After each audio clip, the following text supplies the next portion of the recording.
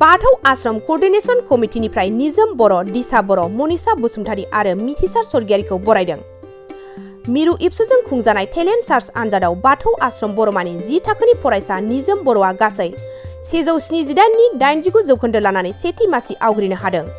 लोगोसे बाथौ आश्रम मेधाघाटनि थाखो 10 नि फरायसुलि दिसारानी बर'आ 146 नि 73 जौखोन्दो लानानै कनसोलेसननि टप 5 नि मासिखौ आवग्रिनो हायो आरो थाखो 9 नि फरायसा मनिसा बसुमतारीया गासै 161 नि 80.5 जौखोन्दो टप 3 नि सेथि थाखोआव उथ्रिसार जानो हायो। मिथिसार स्वर्गियारिया गासै 153 नि 76.5 जौखोन्दो लानानै टप 3 कंग्रेचुलेसननि सेथि मासिखौ आवग्रिनो हादों। बेनिनो दिनै बाथौ आश्रम कोअर्डिनेशन कमिटिनिफ्राय गुनगोनां फरायसाफोरखौ बरायदों। लोगोसे बाथौ आश्रम कोअर्डिनेशन कमिटिनि आफादगिरि अजित नार्जारी, नेहाथारि हांगामा बर', बोसोनगिरि गुनेश्वर स्वर्गियारि, हितेन बसुमतारी बिथांमोनहा नुजाथियो। आंनि मुङा निजोम बर', ओमफ्राय आंनि गामिया कालजार कटबारि, ओमफ्राय जों आइनि मुङा लतिका चौधुरी, जों आफानि मुङा लासित चौधुरी। मा थाखोआव फरायो नोंथां? आं 10 थाखोआव फरायो। मिथिनो मोनदों देग्लायसो जानानै थांनाय टेलेन्ट सार्च आनजादाव नोंथाङा सेथि मासिखौ आवग्रिनो हादों, नंगौ नामा? नंगौ। बेसेबां मोनदों? टटेल 200 नि मादाव 178, 89%। सेथि मासिखौ आवग्रिनो हानानै माबायदि मोनदों? जोबोद मोजां मोनदों। बेवहाय सोरनि अबदान दं बेवहाय मेनलि नायोबा जोंनि मास्टरफोरनिनो अबदान दङ। फोरोंगिरि सार? फोरोंगिरि। लोगोसे बिमा बिफा? आइ आफामोननिबो दङ। मा फरायसालि बे बाथौ आश्रम जौसिन फरायसालि बरमा। बेसेबां घन्टा फरायो नोंथां? 10 घन्टा। 10 घन्टा। हस्टेलाव थानानै फरायोना न'आव थाना फरायो? हस्टेलाव। नोंथाङा फिउचाराव मा जानो सानो? फिउचाराव इयुनाव मा जानो सानो? इयुनावथ' जेबो एम लायाखै नामा? पाइलट। नोंथाङा मेट्रिकखौ एबारथ' मेट्रिक होगोन, मेट्रिकखौ मा थाखोआव उथ्रिसार जानो हागोनखौ मिजिंथिदों दा? फार्स्ट डिभिजनखौ मोनखागोन। आसामनि टप 10 आव जायगा लानो गोसो जादों नामा? गोसो जादों। आंनि मुङा थरायना मनिसा बसुमतारी। मा थाखोआव फरायो? आं थाखो 9 आव फरायो। बबेयाव? आं बाथौ आश्रम गोजौ फरायसालि मेधाघाटआव फरायो। मा बाबानि मुङा? जोंहा बाबानि मुङा कुमुद बसुमतारी आरो मानि मुङा अनुराधा बसुमतारी। गामिया? आंनि गामिनि मुङा भालुकदं सिंग्रापारा। मिथिनो मोनदों थांनाय साननैसो सिगां फोसावजानाय टेलेन्ट सार्चनि थाखो 9 नि आनजादाव नोंथाङाबो माबा मोनसे मासि आवग्रिनो हादों। मा मासि मोनदों? आं थाखो 9 नियाव सेन्ट्रेल टेलेन्ट सार्चआव टप 1 आव मोननो हादों।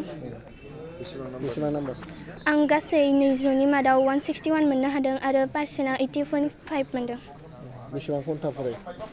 आं स्कुलनिफ्राय थांखांना दसे रेस्ट लानानै फरायो। ओमफ्राय हरनि माब्लाबा 11ता 11:30 फरायो। नोंनि नैबे जाफुंसार जानाय बायदि सानना लायो नामा बेखौ लानानै, बे उथ्रिसारनायखौ लानानै? आं जाफुंसारनाय बायदि मोनदोंबो आरो मोनाखैमोनबो, मानोना आङो बेनिफ्राय बांसिन नाम्बार लानो सानदोंमोन। नोंनि नैबे जाफुंसारनायाव सोर सोरनि मदद दं? आंनि बे जाफुंसारनायाव गासै फरायसालिनि मदद दङ, फोरोंगिरिफोरनि मदद दङ, आइ आफानि मदद दङ। फिउचाराव मा जानो सानो? आं फिउचाराव सासे डक्टर जानो सानदों। जेनेबा नैबेयावथ' नों सेथि मासिखौ आवग्रिनो हादों, फैगौआव मेट्रिकखौ नों मा मासि लानो सानो? आं फैगौखौ आसामनि मादावनो टप 10 आव हाबनो नागिरदों। दा बे निजोम बर'आ जोंनि बाथौ आश्रम जौसिन गेजेरारि फरायसालिनि फरायसा, माने बे गावनो जुदि मोजां स्टाडि खालामोबा, मोजां फरायनानै गावनि जिउखौ दानो लुगैदोंब्ला बे गावनि खोथा। आरो बेनि लोगोसेनो फोरोंगिरिनिबो खोथा थायो, जे फोरोंगिरिखौबो आङो दा मोननांगौ बे फरायसालिनि गोरों जानानै जाय साबजेक्ट मोनदों माने कर्सफोरखौ क्लियार खालाम, आरो लोगोसेयैनो थारमाने हमवार्क आरो लोगो जाहाथे नायनानै होयो आरो बेबायदिनो थुलुंगा जाहाथे होयो। आरो बेनिफ्राय जेब्ला जोङो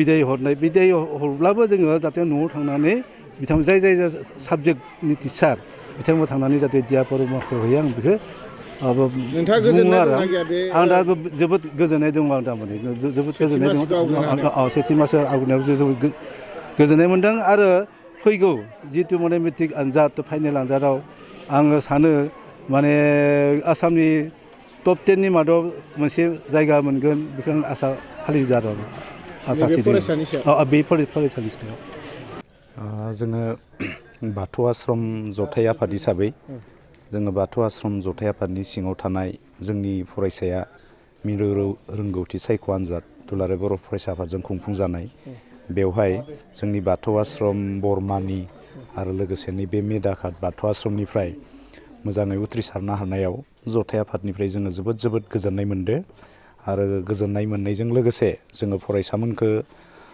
जोङो रिजाल्ट होनाय समाव खायसे उसुबिदानि थाखाय बरायफैनो हायाखैब्लाबो दिनै जोङो बरमा लोगोसे नैबे मेदा बे बाथौ आश्रमाव फैनानै बरायफैदो आरो थुलुंगा होफैदो आरो बे फरायसामोना जेन उननि आनजादाव मोजाङै उथ्रिनानै आरोबाव बांसिन मोजां नाम्बार लाना उथ्रिसारना जोंनि बाथौ आश्रम जथाइ आफादजों लोगोसे बरमा बाथौ आश्रम आरो नैबे मेदा बाथौ आश्रमखौ मुंखौ गोसार होनो हायो बिनि थाखाय जों जोबोर मिजिं खालामना दङ।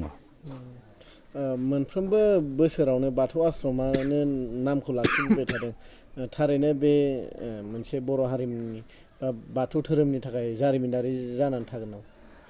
जोंनि थांखियाथ' जोङो बाथौ आश्रम गायसननानै फरायसामोनखो बर' बिजोंनि फरायसालि गायसनना फरायसामोनखो फरायनायजों लोगोसे जोंनि धोरोमारि बायदिसिना बिथिंनि जा सोलोंनो गोनां बेफोरखौ जोङो सोलोंथाइ होबोबाय थादो बिदिनो जोङो मिजिं खालामदो आसा खालामदो जेन जोंनि फरायसाफोरा बाथौ आश्रमाव फरायनाय फरायसाफोरा मोजां सोलोंथाइखौ लाथों गियानखौ सोलोंथों आरो उननि समाव जोंनि राव हारिमुजों लोगोसे जोंनि बर' माहारिनि गुदि बाथौ धोरोमनि फारसे मोजां जौगानाय आरो फोसाबनाय खामानियाव नांथाबथों जों बेखौ मिजिंथियो।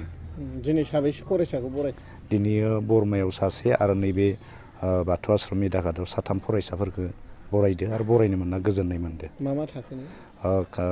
बरमा बाथौ आश्रमाव क्लास 10नि निजोम बर' आरो नैबे बाथौ आश्रम मेधायाव क्लास 9नि मनिसा बसुमतारी बेनिफ्राय 10नि दिसारानि रामसियारि आरो क्लास 9निनो मिथिसार बसुमतारी सरगियारि बे साथाम फरायसामोनखौ जोङो उननि आनजादनि थाखाय जोंनि फारसेनिफ्राय जोबोद हामलायथिबावो। क'क्राझार सहरनि साखाथि थिथागुरियाव थानाय मानास पाब्लिक स्कुला 2024-25 सोलोंथाइ बोसोरनि गोदान मुं थिसननाया सोलिगासिनो। थिथागुरियाव थानाय इंराजि बिजोंनि मानास पाब्लिक स्कुलाव दासान्दि नार्सारिनिफ्राय 8 थाखोसिम गोदानै मुं थिसननाया सोलिगासिनो। बे फरायसालियाव गुन गोनां सोलोंथाइ होनायजों लोगोसे फरायसाफोरनि थाखाय दं मोजां खाबुफोर। थाखो फोरोंथायनि अनगायैबो yoga classes, basic computer education, English speaking skill, maths and science प्रोजेक्टिं, हाईली एक्सपीरियंस फेकल्टी आरो स्मार्ट क्लासेसनि खाबुफोर दं। बेजों लोगोसेनो बे फरायसालियाव हौवासा आरो हिन्जावसानि थाखाय आलादा हस्टेलबो दं। गोसो गोनां बिजाथिफ्रा थिथागुरिनि मानास पाब्लिक स्कुलाव मुं थिसनोब्ला नैबे जानबुं नम्बर 6000853288 6000489621 9101008849 कल खालामनानै सुलाद लानो हागोन।